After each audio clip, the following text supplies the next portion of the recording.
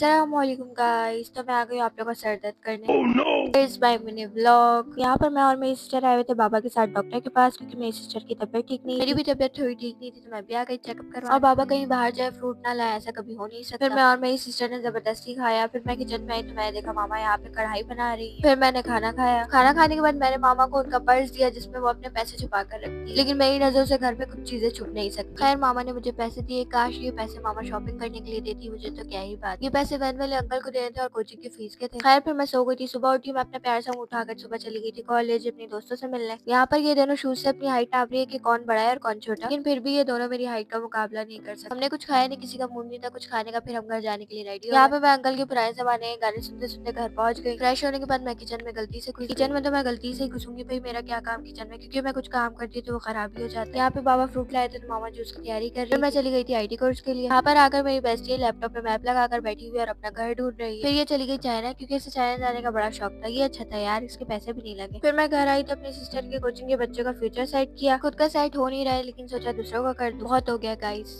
अब मुझे भी यहाँ से कम बैक करना पड़ेगा। और मेरी सिस्टर कामों से फ्री हो गई थी तो उसने कॉपीज वगैरह चेक की। बचपन में हमें ये वाली टीचर क्यों नहीं मिली। मेरी टीचर तो मुझे 1 रुपए वाली टॉफी देकर ही घर भेज देती थी। उसमें भी कहती थी कि आराम से लेकर जाना, गिरा मत देना। खैर मैंने ब्लॉक से जलने वाले को मटर की तरह साइड कर दिया और खाना खाया। फिर चली गई मैं कोचिंग। यहाँ पे आकर मैंने मैथ की क्लास ली, और जो कि मुझे बोरिंग लगती है, लेकिन दोस्तों के साथ रहो तो कुछ भी बोरिंग नहीं लगता। फाइनली 2 घंटे गुजर गए थे और मेरी सिस्टर ने कहा था आते हुए मेरे लिए बर्गर लेकर आया, तो मैं वो लेने गई। सोचा मैं भी अपने पैसे खर्च कर देती हूँ। फिर मैंने फ्राइज ले लिया। सब मुझे ऐसे देख रहे थे जैसे मैं क्या ही लेने आ गई। मतलब यार लड़कियों को भूख नहीं लगती, लड़कियां लेने नहीं आ सकती है जी। यहाँ पर मेरी सिस्टर मेरा गेट पे खड़े होकर वेट कर रही थी। ये था मेरा मिनी ब्लॉग। Bye bye.